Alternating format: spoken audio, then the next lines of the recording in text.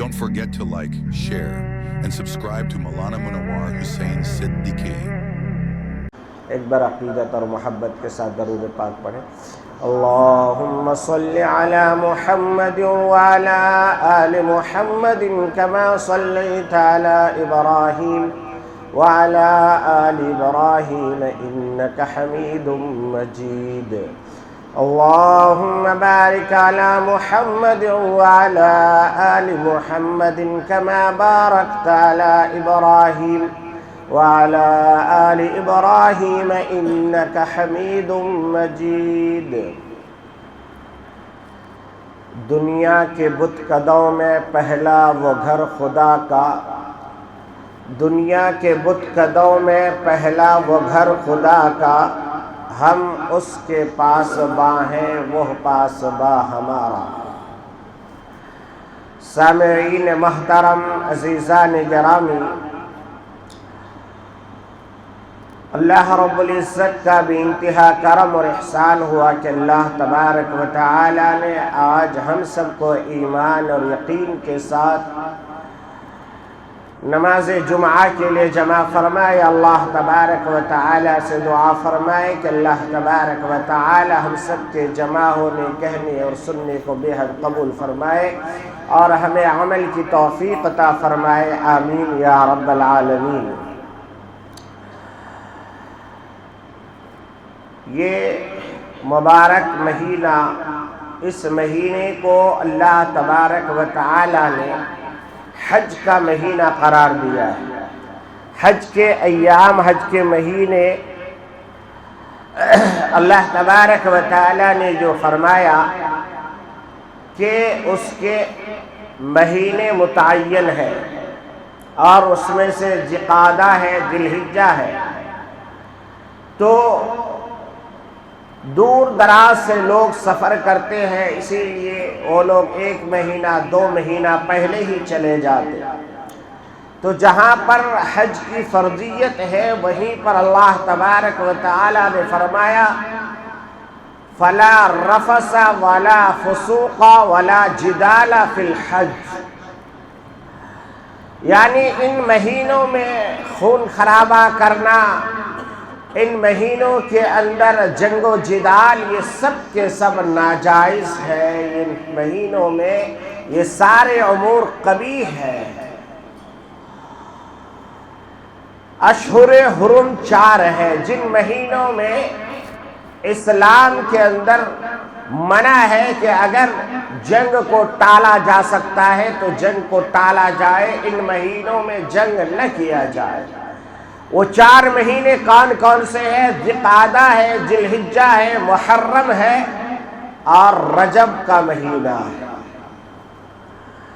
اب اندازہ لگائیے کہ اللہ تبارک و تعالی نے ان مہینوں کے اندر اگر جہاد فرض ہو جائے تب بھی حکم یہ دیا گیا کہ ٹال دیا جائے، روک دیا جائے، نہ کیا جائے تاکہ امن پھیلے، شانتی ہو. میرے عزیز دوستو اور بزرگو، اس وقت پوری دنیا ایسا محسوس ہو رہا ہے کہ بارود کے ڈھیر پہ کھڑی ہے. دنیا کا کوئی حصہ، کوئی کونا آپ دیکھیے کہ چین و سکون کے ساتھ نہیں ہے. ہر جگہ حالات خراب سے خراب ہوتا جا رہا ہے. ہمارے پیارے وطن، اس ملک کے اوپر زبردستی ایک جنگ تھوپی جا رہی ہے اور جس کا جواب ہمارے بہادر اور اس ملک کے جیالے اور جاباز ملٹری اور فورسز اور فوجوں نے اس انداز سے دیا کہ دنیا تاریخ ایک لمبے عرصے تک یاد رکھے گی.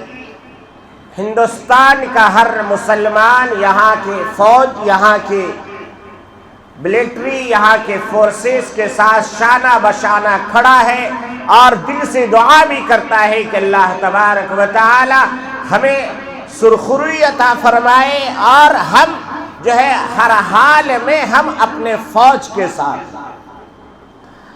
میرے عزیز دوستوں اور بزرگوں، یہ مہینہ کیونکہ رمضان المبارک کا مہینہ ہے، اس مہینے میں اللہ کے بندے کونے کونے سے سفر کر کے ایک خاص عبادت کے لیے مکہ المکرمہ جمع ہوتے ہیں، اور اس کے لیے جو شرائط ہیں وہ شرائط یہ ہے کہ راستے کا محفوظ ہونا اور اتنا خرچہ ہونا کہ وہ آدمی آرام سے جا سکے اور آ سکے اور اس کے گھر والے اس دن تک پریشان نہ ہو۔ یہ سارے شرائط اگر پائے جاتے ہیں، صحت مند ہونا، اگر بیمار ہے، چلا نہیں جا رہا ہے، پیشاب کی علت ہے یا اور ایسی کوئی بیماری ہے جس کی وجہ سے آدمی پریشان ہے، ایسے لوگوں کو حج کے جانے کے بجائے حج بدل کروا دینا چاہیے۔ بیمار آدمی وہاں چلا گیا اور جانے کے بعد اپنے ساتھیوں کو بھی پریشان کر دیتا ہے، اس کی وجہ سے اگر ساتھی ان کی خدمت نہ کرے تو وہ گنہگار، اور اگر کرے تو وہ اپنی عبادت نہیں کر سکتا۔ تو اس لیے صحت مند ہونا بھی ضروری ہے، سفر کی صعوبت اٹھانے کی صلاحیت بھی رکھنا ضروری ہے، کیونکہ اس سال جو حج آ رہا ہے وہ گرمی کے موسم میں آ رہا ہے۔ گزشتہ سال آپ نے دیکھا تھا کہ گرمیوں میں بہت سارے حجاج کرام جو ہے شہادت کی موت پا کر کے دنیا سے چلے گئے، مگر تکلیف تو ہوتی ہے۔ جنہوں نے اپنوں کو کھویا ان سے پوچھیے کہ باپ مر جانے سے بیٹے کو کیا تکلیف ہوتی ہے، ماں گزر جائے تو بچوں کو کیا تکلیف ہوتی ہے۔ ہم لوگ کہنے کو تو بہت آسان ہے، کہہ دیتے ہیں کہ اللہ جو ہے ان کو صبر جمیل عطا فرمائے، مگر کتنا کٹھن ہے وہ صبر، وہ وہی بتا سکتا ہے جس سے یہ نعمتیں چھن جاتی ہیں۔ اللہ ہم سب کے والدین کے عمر میں صحت میں خوب برکت عطا فرمائے، جن کے والدین حیات سے ہیں انہیں خوب خدمت کرنے کی توفیق عطا فرمائے، اس لیے کہ اس سے سستا سودا دنیا میں اور نہیں ہے۔ والدین کو ایک بار محبت کی نظر سے دیکھو اور مقبول حج کا ثواب حاصل کرو۔ صحابہ نے کہا اللہ کے نبی سے، یا رسول اللہ اگر دن میں کوئی 100 بار دیکھ لے؟ اللہ کے نبی نے کہا کہ اللہ کی عطا میں کوئی کمی نہیں ہے، 100 بار نہیں، اگر وہ 1000 بار دیکھے گا تو اللہ اسے 1000 حج کا ثواب عطا فرمائے۔ ایک حاجی تقریباً آج کے دن 4-5 لاکھ روپے خرچ کر کے حج کرتا ہے، صفا اور مروہ کی سعی کرتا ہے، احرام باندھتا ہے، پتہ نہیں کتنی کتنی تکلیفوں سے گزرتا ہے، اور گارنٹی نہیں ہے کہ اس کا حج قبول ہوا کہ نہیں ہوا۔ فیس بک میں لگانے کے لیے حج کیا ہو، شادی کے کارڈ میں حاجی صاحب لکھانے کے لیے حج کیا ہو۔ آپ کسی حاجی صاحب کا نام لکھتے وقت حاجی چھوڑ دیجئے، تب آپ کو پتہ چلے گا۔ وہ ایک مقولہ مشہور ہے نا کہ کوئی حضرت جو ہے ایک جگہ مسافر ہوئے، سفر کو گئے، تو انہوں نے کہا، دونوں سے بات چیت ہوئی، گفتگو ہوئی، دونوں کافی دیر تک گپ شپ کرنے لگے۔ پہلے ہوتا تھا ایسے، ٹرین میں سفر کیجئے، یہاں سے دہلی جاتے جاتے 2-4 دوست بن جاتے تھے، اور ایسے دوست بنتے تھے کہ رشتہ دار سے بڑھ کے۔ ہمارے ساتھ بارہا ایسا ہوا، برادران وطن ہے، مسلمان بھی نہیں ہے، مگر کیونکہ لمبا سفر میں گئے 2 دن 3 دن، ایسی دوستی ہوئی کہ بالکل دکھ سکھ کے ساتھی بن گئے، آنا جانا۔ اور آج کل اس موبائل کے لعنت نے ایسا کر دیا ہے کہ کئی دن آپ ساتھ میں رہیے، नाम तक पूछने की नौबत नहीं आती, ना वो आपसे बात करता ना आप उनसे बात करते, बस मोबाइल ही में लगा रहता है। और उसकी मिसाल तो हमारे घर है। एक ही सोफा में बाप बेटा बैठा रहता है, एक कोने में ये बाप मसरूफ है, एक जो है मसरूफ है, एक कोने में बेटा मसरूफ है। पूरा दिन गुजर जाता, ना ये उससे बात करता ना वो उससे बात करता। ये मोबाइल की लागत है हमारी। तो उस मौलाना ने कहा कि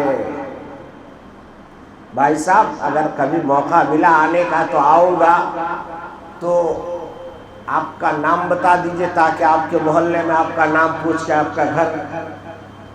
तो कहा कि नहीं, बस हमारे मोहल्ले में आप बोल दीजिएगा हाजी साहब का घर कौन सा है।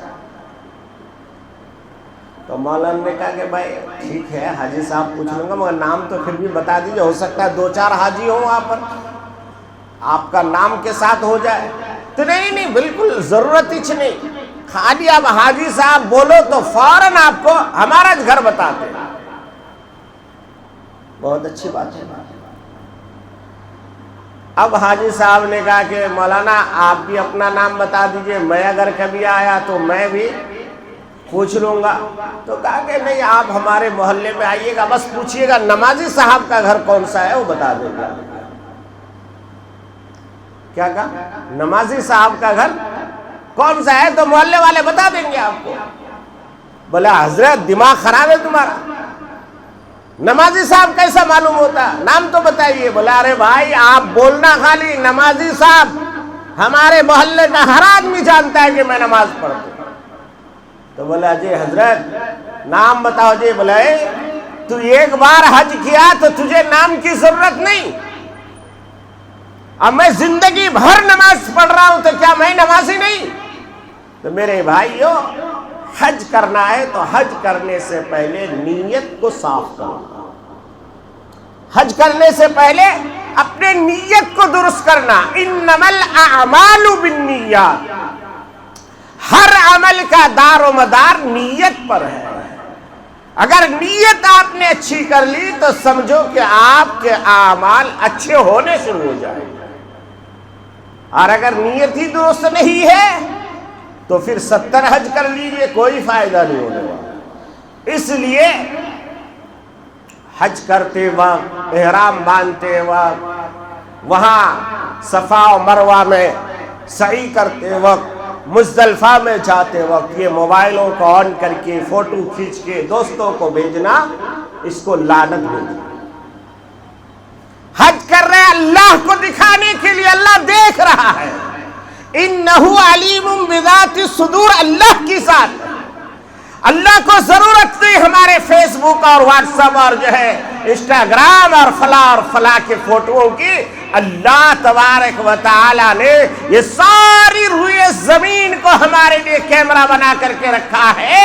ये सारी रुए जमीन हमारा वीडियो ऑडियो सब बना रहा है। और दलील कुरान है। कुरान क्या कहता है? अल-यौमा नख्तिमु अला अफ़वाहिहिम व तुकल्लिमुना अयदीहिम व तशहदु अर्जुलुहुम बिमा कानू यक्सिबून। अल्लाह तबारक व तआला फरमाते हैं क़यामत के रोज़ अल्लाह तबारक व तआला इंसानों के मुंह को सील देंगे, मोहर लगा देंगे, उनको टैप से सट दिया जाएगा, एकदम क्लोज कर दिया जाएगा। क्योंकि इसलिए कि ये जुबान ऐसी है कि इंसान इसी से झूठ बोलता है, रहेगा कहीं और, मोबाइल में फोन आया कहेगा मैं कहीं और हूं। इसी मुंह से इंसान ज़बान को गलत इस्तेमाल करके लोगों को धोखा देता है। इसीलिए अल्लाह तबारक व तआला कहते हैं अल-यौमा नख्तिमु अला अफ़वाहिहिम, जब हम ज़ुबानों को यानी होठों को सिल देंगे, होठों पे मोहर लगा देंगे, होठों को जो है बंद कर दिया जाएगा। फिर उस बंदे के हाथ से अल्लाह पूछेंगे हाथ जरा बता तो सही कि तेरे साथ क्या हरकत की गई। वह हाथ कहेगा कि अल्लाह मैंने یہ غلط سائن کیا تھا، میں ایک آفیسر تھا، میں ایک کلرک تھا، میں ایک پولیس آفیسر تھا.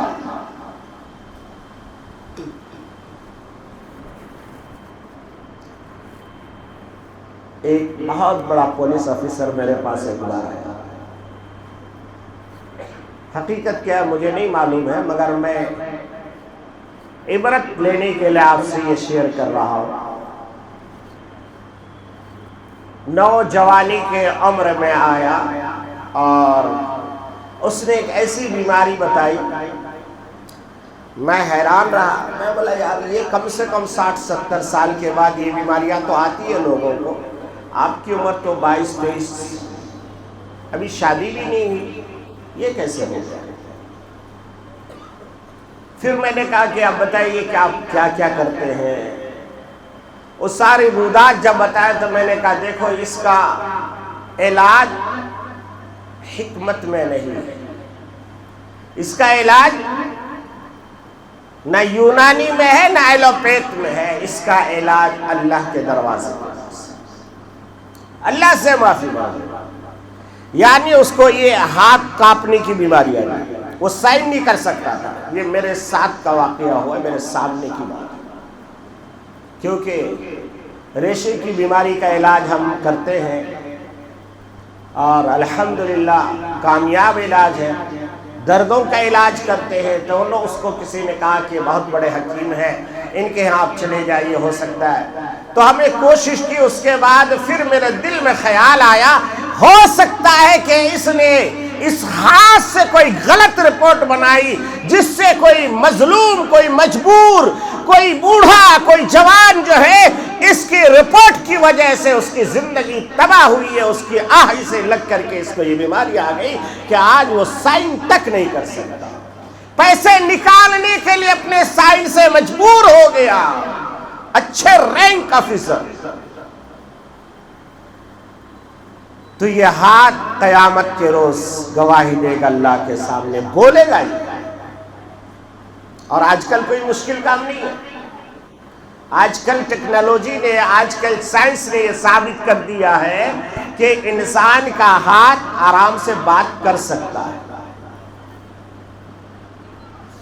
آج کل مائکرو چپ ایسے آنے لگے ہیں کہ اگر ہاتھ کو پھاڑ کر کے وہاں گھسا دیا جائے تو اس کو درد بھی نہیں ہوتا اور وہیں سے اس کی فون آپریٹ بھی ہوتا ہے، باتیں بھی کرتا ہے. تو دنیا کے بنانے والے پروردگار نے جب کہہ دیا کہ ہم ان کے ہاتھوں سے بات کریں گے، وَأَرْجُلِهِمْ، اور ان کے پاؤں گواہی دیں گے، تو ہمارا اللہ ہمیں دیکھ رہا ہے کہ ہم جو حج کو جا رہے ہیں کس لیے جا رہے ہیں.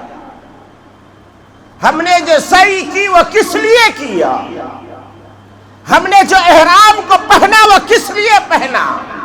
ہمیں ضرورت نہیں ہے اس بات کی کہ ہم فوٹو اٹھا کر کے رکھیں. ہمارا اللہ ہمیں ہر حال میں دیکھ رہا ہے، اس لیے جانے سے پہلے اپنے نیت کو درست کریں. میرے آقا محمد عربی صلی اللہ تعالی علیہ وسلم کے دربار رسالت مآب میں حضرت جبرائیل علی نبینا علیہ الصلاۃ والتسلیم بیٹھے ہوئے تھے کہ ایک مخصوص اور فرشتہ آیا. مقرب فرشتہ ایک آیا اور آنے کے بعد کہا السلام علیکہ ایھا النبی ورحمۃ اللہ. اس کے بعد کہا کہ اے اللہ کے نبی، مجھے اللہ نے ایک اسپیشل آرڈر کے ساتھ آپ کے پاس بھیجا ہے.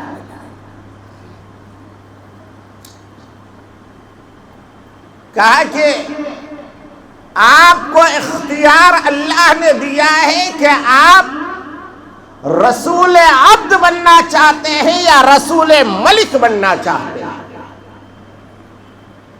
غور کیجئے گا اس بات. صرف ایک ہی نبی ایسے ہیں جن کو یہ اختیار دیا گیا کہ آپ رسول عبد یعنی غلام رسول بننا چاہتے ہیں یا بادشاہ رسول بننا چاہتے ہیں؟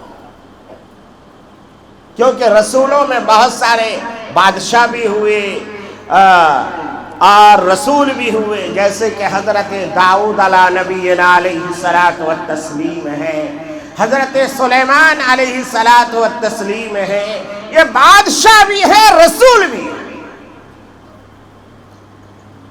میرے آقا کو اللہ نے پوچھا کہ اللہ اے نبی بتائیے آپ، حضرت جبرائیل سامنے بیٹھے تھے، اللہ کے نبی نے جبرائیل کی طرف دیکھا سوالیہ نشان سے کہ جبرائیل بتاؤ مشورہ دو، زبان سے نہیں کہا، حضرت جبرائیل کی طرف ایسا دیکھا کہ اللہ کے نبی کے منشا کو جبرائیل سمجھ گیا۔ حضرت جبرائیل نے بھی زبان سے نہیں کہا، ہاتھ سے اشارہ دیا، ہاتھ سے اشارہ دیا۔ کیوں؟ میرے نبی صلی اللہ علیہ وسلم کو یہ پسند تھا کہ ایک دن کھانا کھاؤں تو دوسرا دن بھوکا رہوں، تاکہ کھا لوں تو اللہ کا شکر ادا کرو اور جب بھوکا رہو تو پھر صبر کر لو، دونوں نعمتیں مجھے مل جائے۔ اسی لیے محدثین کرام فرماتے نبی رحمت صلی اللہ تعالی علیہ وسلم نے ساری زندگی میں کبھی بھی 3 وقت کا کھانا نہیں کھایا، بلکہ 2 وقت کا بھی نہیں، اگر دوپہر میں مل گیا تو شام کو بھوکا، شام میں کھایا تو دوپہر کا بھوکا۔ تو حضرت جبرائیل علیہ السلام نے اشارے سے کہا کہ نبی اپنے آپ کو نیچے، اللہ کے نبی سمجھ گئے، اس فرشتے سے کہا کہ میں تو ایک وقت کھانا چاہتا ہوں اور ایک وقت بھوکا رہنا چاہتا ہوں۔ نبی پاک صلی اللہ علیہ وسلم نے فرمایا جو اللہ کے لیے تواضع اختیار کرتا ہے اللہ اسے بلند بنا دیتا ہے، اللہ اس کے نام کی شہرت کو دنیا میں پھیلا دیتا ہے۔ اس لیے آپ نے دیکھا ہوگا جو اللہ والے ہیں وہ اپنے آپ کو چھپانا چاہتے ہیں، مٹانا چاہتے ہیں، مگر دیکھیے کہ اللہ تبارک و تعالی ان کے نام کا ڈنکا سارے عالم میں بجواتے ہیں۔ آپ دیکھ لیجئے حضرت غوث پاک حضرت شاہ عبد القادر جیلانی محبوب سبحانی کو دیکھ لیجئے، نہ ہم نے دیکھا نہ آپ نے دیکھا، نہ ہمارے ماں نے دیکھا نہ باپ نے دیکھا، مگر سب کوئی ان کا دیوانہ بن جاتا ہے۔ حضرت خواجہ معین الدین چشتی اجمیری کو دیکھو، انہوں نے اپنے آپ کو چھپایا، نہ فیس بک کا زمانہ تھا نہ انٹرنیٹ کا زمانہ تھا، دنیا آج بھی ان کی دیوانی ہوتی ہے۔ میرے یارو اس لیے معلوم یہ ہوا کہ اللہ کے لیے جو اپنے آپ کو مٹا دیتا ہے اللہ اسے بلند عطا فرماتا ہے۔ اس لیے حج کو جائیے تو اپنے آپ کو مٹائیے پہلے، جھکائیے پہلے۔ برسوں کی دشمنی ہے، بات چیت بند ہے، جانے سے پہلے جائیے ان کے گھر کو جائیے، فون پہ نہیں، ان کے گھر پہ جائیے، بھلے ان کی غلطی نہیں مگر کیونکہ آپ ایک مبارک سفر میں جا رہے ہیں، اس سفر پہ جا رہے ہیں جس کے بارے میں اللہ کے نبی نے فرمایا کہ جس نے ایسا حج کر لیا کہ اس حج میں کوئی غلطی نہیں کی تو پھر وہ ایسا لوٹے گا اس حج سے جیسا کہ اس کے ماں نے آج ہی اس کو جنا ہے، اور پہلے ہی سینے میں دل میں کینہ اور کدورت، لوگوں کی نفرت کا ایک گردگی کا غبارہ اور ٹوکرا اپنے دل میں دفن کر کے حج کو جا رہے ہو تو پھر وہ کعبہ بھی کہے گا کہ مت آؤ میرے پاس، تمہارے قدموں سے مجھے تکلیف ہوئی ہے۔ وہاں کے فرشتے لعنت کریں گے کہ مت آ، تمہارے آنے کی بدبو کی وجہ سے یہاں کے فرشتوں کو تکلیف ہو رہی ہے. اس لیے اگر آنا ہے تو اپنے آپ کو پاک اور صاف کر کے آ، اپنے دل کو نہلا کے آ. صرف زمزم پینے سے کام نہیں چلے گا، بلکہ اپنے توبہ کا زمزم گھر سے شروع. پتہ چلا حج کو جانے سے پہلے حج کی تیاری ایسی کرنی کہ آپ کی نظر میں کوئی آپ کا دشمن نہیں ہونا چاہیے، سب سے معافی تلافی. جانے انجانے میں کسی کے کچھ پیسے دبا لیے اس کو دے کے جائے. کسی کا حساب و کتاب آپ نے ڈھنگ سے نہیں کیا، اس کا کر کے جاؤ. نہیں دے سکتے ہو اس کے پاؤں پکڑ کے معافی مانگو کہ بھائی میرے پاس اب نہیں ہے، اللہ کے واسطے مجھے معاف کر دے. میں آپ کو اللہ کی رحمت اور امید رکھ کے کہتا ہوں، اس امت کا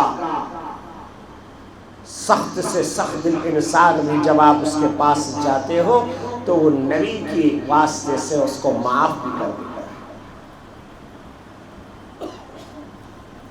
دہلی جامع مسجد کا ایک مشہور واقعہ یاد آیا کہ ایک عیسائی گھومنے کے لیے آیا تھا. ایک بھکاری بھیک مانگ رہا تھا. اس نے بھکاری کو ڈالر دینے کے لیے نکالا تو اس کا بٹوا گر گیا، پرس گر گیا اس کا، جس میں بہت ہزاروں ڈالر تھے. وہ بھیڑ میں نکل گیا، چلا گیا. اس فقیر نے اس کو اٹھا لیا. اٹھانے کے بعد کھول کے دیکھا تو اس میں اس کا نام سے پتہ چل گیا کہ یہ عیسائی. اب وہ فقیر ڈھونڈنے لگا اس کو کہ کیسے میں اس کو واپس کروں. اور یہ اپنا ہوٹل چلا گیا. اور جانے کے بعد جب فرش ورش ہونے کے بعد جب اس کو پیسے کی ضرورت پیش آئی تو انہوں نے اپنا پرس تلاش کرنا شروع کیا، مگر نہیں ملا. پھر دل میں خیال آیا کہ یہ تو ہندوستان ہے، وہ لوگ تو ہندوستان کو گھٹیا سمجھتے ہیں. ان کے دماغ میں آیا کہ اب یہاں کہاں ملے گا ہمیں، یہ بٹوا تو گیا، چوری کر دیا کسی نے. بہرحال اس بندے کے، اس فقیر کے دماغ میں اس کا نقشہ اور اس کا ذہن جو ہے شکل و صورت رچ اور بس گئی تھی، کیونکہ اس نے اس کو بھیک بھی دی تھی. یہ دل ہی دل میں اور نظر ہی نظر میں ڈھونڈتا رہا. کئی دنوں کے بعد اچانک وہ انسان اسے کہیں نظر آ گیا. اس نے فوراً جا کے اسے پکڑا اور اس کے بعد کہا کہ آپ کا کچھ گم ہوا. اس نے کہا ہاں میرا پرس گم ہو گیا. اس نے نکال کے اپنی جھولی سے، گٹھری سے نکال کر کے دیا کہ یہ پرس. تو کہا ہاں یہی پرس ہے میرا. تو اس نے سوچا شاید پیسے نکال لیا ہوگا. کھول کے دیکھا تو سارے پیسے ہمارے، 1 روپے بھی اس سے لیا نہیں. اس نے کہا تیری یہ حالت ہے، تو بھیک مانگ کے گزارا کرتا ہے، اگر یہ ڈالر تو رکھ لیتا تو تیری نسلوں کے لیے کافی تھا، تو واپس کیوں دے رہا ہے؟ سنو اس فقیر کا جملہ سنو. وہ فقیر کہتا ہے کہ میں بھی یہی سوچا، رکھ لوں گا، مگر جیسے میں نے دیکھا تیرے کارڈ دیکھا، اس میں جو تیرا نام تھا، نام سے لگا کہ تو عیسائی ہے. مجھے یاد آ گیا قیامت کا ہولناک منظر ہوگا. فَمَن يَعْمَلْ مِثْقَالَ ذَرَّةٍ خَيْرًا يَرَهُ وَمَن يَعْمَلْ مِثْقَالَ ذَرَّةٍ شَرًّا يَرَهُ. ذرہ کا حساب و کتاب ہوگا. اگر چھوٹی سی نیکی بھی ہم نے کی ہوگی اللہ اس کا بھی بدلہ دے گا. اگر چھوٹا سا گناہ ہم نے کیا ہوگا اس کا بھی بدلہ ہمیں دیا جائے گا. مجھے منظر یاد آ گیا، قیامت کا ہولناک منظر ہوگا، نفسی نفسی کا عالم ہوگا، سارے لوگ حساب و کتاب کر رہے ہوں گے. ایسے وقت میں تو عیسیٰ علیہ السلام کے پاس جائے گا اور حضرت عیسیٰ میرے نبی پاک صلی اللہ علیہ وسلم کے امت پر دعویٰ دائر کریں گے کہ ایک بٹوا میں اتنا پیسہ تھا، اور روز محشر میں میرے نبی پاک صلی اللہ علیہ وسلم کو شرمندگی ہوگی کہ میرے امت نے عیسیٰ کی امت کے پیسے چرائے، جس کی وجہ سے میں نے سوچا ارے میری نبی کو تکلیف ہوگی اتنی دیر تک کے لیے، اس لیے میں نے سوچا تیرا ایک پیسہ بھی میں نہیں چھوں گا، میں تجھے واپس کروں گا۔ اے عیسائی، اسی لیے میں نے تمہیں واپس کر دیا۔ اس لیے مسلمانوں، میں آپ سے کہنا چاہتا ہوں، ہم جس ملک میں رہتے ہیں اس ملک میں اکثریت کی آبادی ہندو برادری کی ہے، اکثریت کی آبادی ہمارے مسلمانوں کی نہیں ہے۔ خدا نہ خواستہ آپ نے کسی برادران وطن کا 1 روپے بھی اگر ناجائز کھایا ہو تو قیامت کے دن آپ کو جواب دینا پڑے گا، اور میرے نبی پاک صلی اللہ علیہ وسلم کی عدالت ہوگی، اور میرے نبی پاک صلی اللہ علیہ وسلم کو ہماری وجہ سے تکلیف ہوگی۔ اس لیے ہمیں اپنے موت سے پہلے یہ کام کر لینا چاہیے، ہمیں کسی کا 1 روپے بھی دبا کے نہیں کھانا چاہیے۔ رہی بات حج کرنے کی، تو اللہ تبارک و تعالی ہمارے جتنے لوگ جا رہے ہیں اللہ انہیں عافیت کے ساتھ لے جائے، ان کے حجوں کو قبول فرمائے، حج مبرور عطا فرمائے۔ اور غریبوں کے لیے میں نے آسان حج بتا ہی دیا کہ روزانہ اپنے ماں باپ کو محبت کی نظر سے دیکھو، ہزاروں حج روزانہ کرو۔ گھر سے باہر نکلے، کیا مانگتے ہیں آپ کے ماں باپ؟ کچھ مانگتے ہیں؟ میں نے آج تک نہیں دیکھا کسی ماں باپ کو جو اپنے بچوں سے کچھ مانگا۔ بیٹا سارا دن تھک کے جب گھر آتا ہے، بچے پوچھتے ابو چاکلیٹ لائے، بیوی پوچھتی ہے کتنا کما کے آئے، بھائی پوچھتے ہیں وہ سائڈ کا کیا حساب ہوا۔ صرف ماں ہی دنیا میں ایسی ہے، بولتی ہے بیٹا آج تم نے دوپہر میں کیا کھایا۔ ماں کبھی نہیں پوچھتی بیٹا کیا لے کے آیا، باپ کبھی نہیں پوچھتا، بلکہ یہی پوچھتے ہیں بیٹے اتنی دھوپ میں تو گیا تھا سائڈ میں کام کرنے کے لیے، کیا کھایا، کچھ کھایا کہ نہیں، جلدی ہاتھ منہ دھو لے کھا لے۔ یہ مار باپ ہی ہے ایسے مسلمانوں، اس لیے یاد رکھنا آسان حج کا طریقہ یہ ہے، جاتے وقت بھی اپنے ماں باپ کا چہرہ محبت سے دیکھ کے جانا۔ ایک حج لکھا جائے گا، واپس آؤ، پھر اپنے ماں باپ کو ایک بار محبت کی نظر سے دیکھو، پھر حج لکھا جائے گا۔ روزانہ کتنے حج کر سکتے ہو؟ ارے محبت سے دیکھنا ہی تو ہے، اور کیا کرنا ہے؟ کچھ نہیں کرنا، صرف محبت سے دیکھنا ہے۔ اللہ کے نبی نے فرمایا جس نے اپنے ماں باپ کو محبت بھری نظر سے دیکھ لیا اسے ایک حج مبرور کا ثواب ملے گا۔ ایک حج مبرور اسے کہا جاتا ہے جس میں کوئی غلطی نہ ہو، کوئی خطا نہ ہو، کوئی برے الفاظ بھی زبان سے نہ نکالا ہو، اس کا نام ہے حج مبرور۔ آج کتنا بڑا ایماندار حج کے لیے کیوں نہ چلا جائے، راستے میں کسی نہ کسی کی غیبت کرتا ہے، وہاں جانے کے بعد کسی کے نہ کسی کے بارے میں سوچتا ہے، مگر یہ حج ایسا ہے جس کے بارے میں نبی نے سرٹیفکیٹ دے دیا، اسے حج مبرور کا ثواب ملتا ہے۔ میں دعا کرتا ہوں کہ اللہ تبارک و تعالی اس حج کی سفر کی برکت سے ہمارے اس پورے ملک میں امن و شانتی قائم فرمائے، اور پڑوسیوں کے حملوں سے جس کی وجہ سے ہمارے یہاں جتنے لوگ شہید ہوئے ہیں اللہ تبارک و تعالی انہیں جنت الفردوس میں اعلیٰ مقام نصیب فرمائے۔ اللہ تبارک و تعالی ان سب کو صبر جمیل کی توفیق عطا فرمائے، ہمیں اس ملک کے ذرے ذرے کی حفاظت کرنے کی ہمیں توفیق عطا فرمائے۔ آمین۔ وآخر دعوانا الحمدللہ رب العالمین۔ سنتوں سے فارغ